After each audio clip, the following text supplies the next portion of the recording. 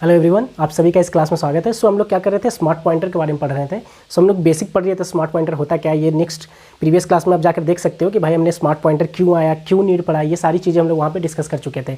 सो इस क्लास में हम लोग सबसे पहले क्या पढ़ने वाले, यूनिक पॉइंटर के बारे में पढ़ने वाले कि यूनिक पॉइंटर क्या होता है। ठीक है, सो अगर हम लोग देखें यूनिक पॉइंटर में, सो अपने को पता था कि भाई क्यों लाया गया। यूनिक पॉइंटर एक तरह का स्मार्ट पॉइंटर है। ठीक है, यूनिक पॉइंटर क्या है, स्मार्ट पॉइंटर है। मतलब इसका जो बेसिक एम जो होने वाला है वही जो स्मार्ट पॉइंटर का था। क्या था भाई फंडा स्मार्ट पॉइंटर को, स्मार्ट पॉइंटर को बस ये चाहिए था कि अगर तुम जो भी मेमोरी एलोकेट किए हो तो उसको वो क्या करेगा, फ्री कर देगा, डिलीट कर देगा विदाउट कि तुम उसको कॉल करके डिलीट कर रहे हो। क्योंकि हो सकता है कि अपने से मिस्टेक हो सकता है कि भाई हम लोग कुछ पॉइंटर लिए, अगर नॉर्मल पॉइंटर ले तो हो सकता है कि हम लोग फ्री करना या डिलीट करना भूल जाएँ उसको। तो अगर हम लोग उसको फ्री करना, डीएलोकेट करना भूल जाएंगे तो क्या करेगा, वो अपना हीप मेमोरी भरता जाएगा और एक टाइम पे मेमोरी लीक होने के चांसेस है। सो वो प्रॉब्लम को सॉल्व कौन करता है, स्मार्ट पॉइंटर। सो यहाँ पे अगर हम लोग देखें तो डिफरेंस क्या हुआ भाई, स्मार्ट पॉइंटर में भाई सेम फंक्शन है, ये अपना मेन है जो कि बार बार फंक्शन को कॉल कर रहा है। तो देखते हैं कि इस केस में मेमोरी जो अपना होता है वो फुल होता है कि नहीं, मेमोरी लीक होता है कि नहीं यहाँ पे। सो अगर हम लोग देखें कि ये फंक को कॉल करेगा तो यहाँ पे जो हम लोग लिखे हैं ये हो गया स्मार्ट पॉइंटर, इस तरीके से अपने को मिलता है। तो ये किस स्पेस, इस नेम स्पेस में भाई, एसटीडी नेम स्पेस में ये अपने को मिलता है। ठीक है, सो ये जो डिक्लेरेशन हुआ यही है स्मार्ट पॉइंटर का। तो डिफरेंस क्या हुआ भाई नॉर्मल पॉइंटर से। नॉर्मल पॉइंटर हमने कैसे लिखा था भाई, अगर नॉर्मल पॉइंटर की बात करें तो इसी चीज़ को हम लोग इस लाइन की जगह पे हम लोग क्या लिखे थे, उस समय पे इंट स्टार, पॉइंटर का नाम क्या है, वैल्यू पीटीआर। नॉर्मल में हम लोग कैसे लिखे थे वो मैं दिखाना चाह रहा हूँ। फिर हम लोग इधर क्या लिखे थे भाई, न्यू से एलोकेट किए थे इंट 10। ये जो नॉर्मल पॉइंटर था, नॉर्मल पॉइंटर को हम लोग स्मार्ट पॉइंटर बनाने के लिए हमने सिर्फ क्या चेंज किया, इस तरह का डिक्लेरेशन हुआ। कैसे हुआ भाई, हम लोग क्या लिखते थे भाई कि यहाँ पे इंट, जो हम लोग बताते थे कि भाई जो मेरा पॉइंटर है वो किस तरह का पॉइंटर का, पहले अगर नेम की बात करें तो नेम अपना वैसा ही सेम टू सेम इस तरीके से यहाँ पे आ गया। ठीक है, जैसे हम लोग नेम देते थे उस तरह से आ गया। ठीक है, इसके बाद अगर हम लोग बात करें लेफ्ट हैंड साइड की, अगर बात करते हैं तो पॉइंटर बोलते थे कि वो स्टार से अपने को पता चलता था कि पॉइंटर है। पॉइंटर किस तरह का है, इंटीजर टाइप का, ये वैल्यू पीटीआर का पॉइंटर है। तो यहाँ पे वो कैसे पता चलेगा कि भाई ये पॉइंटर है, ये पीटीआर बता देगा। एसटीडी में जो होता है यूनिक पीटीआर, ये बता दिया कि एक मैं यूनिक पॉइंटर लिया हूँ, तो ये स्टार का काम खत्म हो गया। यहाँ पे अपने को स्टार का नीड इसलिए नहीं पड़ा क्योंकि यहाँ पे हमने खुद ही बता दिया कि यहाँ पे जैसे अगर हम लोग स्टार नहीं लिखते तो एक नॉर्मल वेरिएबल बन जाता। सो इसको नॉर्मल वेरिएबल से ये पॉइंटर वेरिएबल है ये बताने के लिए हम लोग क्या यूज़ करते थे, स्टार यूज़ करते थे। सो यहाँ पे तो स्टार की नीड पड़ी ही नहीं। क्यों, क्योंकि हमने यूनिक पीटीआर लिख के बता दिया कि एक पॉइंटर वेरिएबल हम लोग बनाने जा रहे हैं, उस वेरिएबल का नाम क्या है, वैल्यू पीटीआर, यहाँ पे लिख दिए। बट ये किस तरह के डेटा को पॉइंट करेगा ये बताते थे हम लोग स्टार्टिंग में इंट से, कि भाई ये जो पॉइंटर है वो किस तरह के डेटा को पॉइंट करने वाला है, किस तरह के मेमोरी एलोकेशन जो है, किस तरह का डेटा स्टोर करेगा उसको पॉइंट करेगा। तो पता चलता था इंट। तो ये हम लोग यहाँ पे इस तरह से ब्रैकेट में बताने वाले हैं। ठीक है, अगर ये स्ट्रिंग टाइप का पॉइंटर रहता तो यहाँ स्ट्रिंग, फ्लोट रहता तो फ्लोट, डबल रहता तो डबल, कैर रहता तो कैर, उस तरह से यहाँ पे हम लोग डेटा टाइप बताएंगे उसको।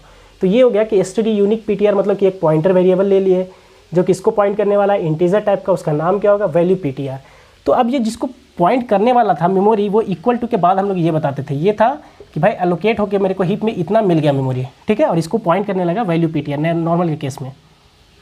तो इस केस में भी क्या होगा कि जो एलोकेट होना है वो इसके अंदर, इस ब्रैकेट के अंदर हम लोग ऐसे लिख देते हैं। ठीक है, न्यू इन 10, ये सेम चीज़, ये जितना भी एलोकेशन करना है वो पूरा इसके पैरामीटर में आ जाता है। ठीक है, उस वेरिएबल का, उस पॉइंटर के नेम के आर्ग्यूमेंट्स में वो आ जाता है। ठीक है, वो इस तरीके से लिखा जाता है यहाँ पे। तो इसका मतलब ये भी क्या किया भाई, ये क्या कि एलोकेट किया अपने को मेमोरी और पॉइंट कर रहा है कौन, इसको, वैल्यू पीटीआर। बट इस समय ये नॉर्मल पॉइंटर ना होकर क्या है, ये स्मार्ट पॉइंटर है। ठीक है, ये अपने को समझ में आ गया इतनी चीज़ें। ठीक है, तो अब इतनी चीज़ें आए तो भाई ये यूनिक पॉइंटर फिर क्यों बोला गया इसको, तो ये यूनिक पॉइंटर इसलिए बोला गया क्योंकि ये यूनिक है। तो अच्छा ठीक है, ये तो नेम ही सजेस्ट कर रहा है कि भाई ये यूनिक है। तो यूनिक किस सेंस में, किस चीज़ में अपन बोल रहे हैं कि भाई ये यूनिक है। सो ये बोल रहा है कि भाई तुम जो भी एलोकेट कर रहे हो मेमोरी को, जैसे पॉइंटर में क्या कर सकते थे, अगर नॉर्मल पॉइंटर ले तो अगर सेम अगर कोई मेमोरी एलोकेट हुआ है, अगर इसकी हम लोग बात करें कि अगर इसको मेमोरी अगर हमने दिया है तो ये यहाँ पे एक मेमोरी मेरा एलोकेट हो गया। ठीक है, तो ये अगर हम लोग नॉर्मल पॉइंटर की बात करें तो इसको कितने लोग पॉइंट कर सकते हैं, P1, P2, P3, कितने भी कर सकते हैं ना। अगर मैं बात करूँ कि इंट स्टार P और न्यू इंट 10, तो P1 अगर मैं बोलूँ तो P1 अभी इसको पॉइंट करने लगेगा, ये एलोकेट हुआ इतना और P1 पॉइंट किया। फिर मैं क्या लेता हूँ, मैं फिर से लेता हूँ इंट स्टार P2 और क्या लेता हूँ, P3, दो पॉइंटर ले लिए और मैं दोनों को क्या बोल दिया भाई, P2 is equal to P1 और P3 भी इज इक्वल टू P1 बोल सकता हूँ। बोल सकता हूँ। तो ये दोनों भी किसको पॉइंट करने लगे, इसको। तो मेरे को अगर कुछ भी काम करवाना हो इस मेमोरी पे तो मैं ये तीनों में से कोई भी पॉइंटर का यूज़ कर सकता हूँ अब। बट ये यूनिक पॉइंटर क्या बोलता है, बोलता है कि भाई एक ऐसा स्मार्ट पॉइंटर तो है लेकिन उसको जो पॉइंट करेगा वो 3 नहीं कर सकते हैं, 2, 3, 4, 5 डिफरेंट नहीं कर सकते हैं, सिर्फ एक ही यूनिक, मतलब only one pointer can point to an allocated object. ये हो गया यूनिक पॉइंटर। मतलब यूनिक पॉइंटर का मतलब जो भी मेमोरी एलोकेट होगा, मेमोरी इस केस में यूनिक पॉइंटर केस में क्या एलोकेट हो रहा है, इतना मेमोरी एलोकेट हो रहा है मेरा, ठीक है। 10 बाइट्स का मेमोरी मेरे को एलोकेट हो रहा है जो कि इंटीजर टाइप का है, ठीक है।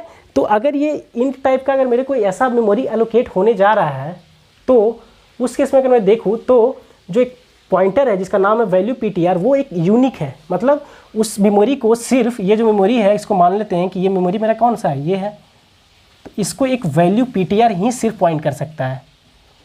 अगर मैं कोई और पॉइंटर ले लेता हूँ क्या, जिसका नाम लेता हूँ मैं PTR1, वो इसको नहीं पॉइंट कर सकता, यूनिक होगा, सिर्फ एक ही कर सकता है। तो अगर मैं करने का ट्राई करूँगा तो क्या होगा, मतलब अगर बात करें कि एक और मैं यूनिक पॉइंटर ले लेता हूँ, ठीक है, तो मतलब सिर्फ यूनिक पॉइंटर मतलब सिर्फ एक ही यूनिक पॉइंटर किसी एक मेमोरी को एलोकेट कर सकता है, मतलब मोर देन वन नहीं कर सकता। तो अगर अपन ट्राई करेंगे तो क्या होगा, उस केस में अपन देखते हैं। तो उस केस में अपने को कंपाइलेशन एरर मिल जाएगा कि भाई ये यूनिक पॉइंटर है, उसको more than one pointer allocate नहीं कर सकता है, या तो रिफ़र नहीं कर सकता है, सिर्फ एक ही पॉइंटर उसको रिफ़र कर सकता है। अगर मैं देखूँ तो मैं एक और यहाँ पर यूनिक पॉइंटर ले लेता हूँ, इसी कोड में क्या लेता हूँ, std यूनिक PTR जो कि इंट टाइप का है, और मैं उसका नाम क्या लेता हूँ, PTR1। मैं ऐसा एक और वेरिएबल ले लिया, ठीक है। अब मैं क्या बोलता हूँ कि PTR1 इज इक्वल टू क्या, वैल्यू PTR। तो अगर ये नॉर्मल पॉइंटर रहता तो क्या होता भाई, PTR1 भी एक पॉइंटर बन जाता और किसको वो एलोकेट करने लगता या किसको वो रिफ़र करने लगता, वो करने लगता वैल्यू PTR, जो कि ये है, इसको पॉइंट कर रहा है। तो PTR1 भी इसको पॉइंट करना चालू कर देता नॉर्मल के केस में। बट इस केस में अगर हम लोग करेंगे कि भाई PTR1 भी इसको कर दे, और अगर वैल्यू PTR के बारे में चेक करेगा कि अच्छा PTR1 किसको एलोकेट करने जा रहा है भाई, इसको करने जा रहा है, तो बोला ये कौन हो भाई, बोला यूनिक पॉइंटर है। बोला ये क्या था, बोला यूनिक पॉइंटर है। तो यूनिक पॉइंटर में तो ये किसको पॉइंट कर रहा है, पता चला कि ये इसको पॉइंट कर रहा है। तो बोला कि भाई यूनिक पॉइंटर इसको पॉइंट कर रहा है, इस मेमोरी को, तो इसका मतलब सिर्फ यही पॉइंट कर सकता है, तुम नहीं। तो यहाँ पे इसको नहीं करने देगा वहाँ पॉइंट, और यहाँ पे अपने को क्या मिल जाएगा भाई, कंपाइलेशन एरर।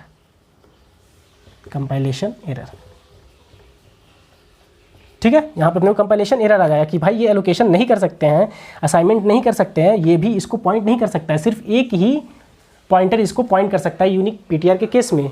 तो बट अपना ये तो समझ में आ गया अपने को, ठीक है। तो अपना जो प्रॉब्लम था वो सॉल्व हुआ कि नहीं हुआ, तो वो देखते हैं। तो अगर हम लोग देखेंगे कि ये फिर यहीं से रिटर्न कर रहा है, देखेंगे कि एक पॉइंटर लिया, उसको एलोकेट किया, अगर x45 है तो देखो इस केस में भी अपन यहीं से वापस आ जा रहे हैं, x की वैल्यू 45 असाइन किया, और x इक्वल टू 45 होने पे यहीं से अगर रिटर्न मारेंगे तो इसका मतलब क्या हुआ कि ये मेमोरी को हमने फ्री या डिलीट तो किया नहीं, कहीं पे लिखा ही नहीं, हम लोग न्यू का यूज़ किए, बट डिलीट फ्री तो किया नहीं। तो अगर ये नॉर्मल पॉइंटर रहता तब ये मेमोरी में अपना ऐसे ही बच जाता, क्यों, क्योंकि डिलीट फ्री नहीं किया है। बट यहाँ देखेगा कि ये वैल्यू PTR का नीचे कहीं यूज़ है नहीं, स्टैक से जैसे ही वायर आया तो बोला कि भाई अब इसका यूज़ नहीं है, तो ये खुद ही क्या करेगा, इसको डिलीट कर देगा, खुद ब खुद इसको डिलीट कर देगा, ठीक है। तो ये यूनिक PTR का कॉन्सेप्ट था कि वो यूनिक पॉइंटर मतलब कि भाई जो अपना मेमोरी है उसको सिर्फ एक ही वेरिएबल या एक ही पॉइंटर पॉइंट कर सकता है, और उसको हम लोग ये किस में हेल्प करेगा भाई, हेल्प करेगा उसी में कि अगर हमने फ्री नहीं किया है तो उसको डिलीट करने में ये हेल्प करेगा, ठीक है। ये सारी चीज़ें अपने को समझ में आ गई।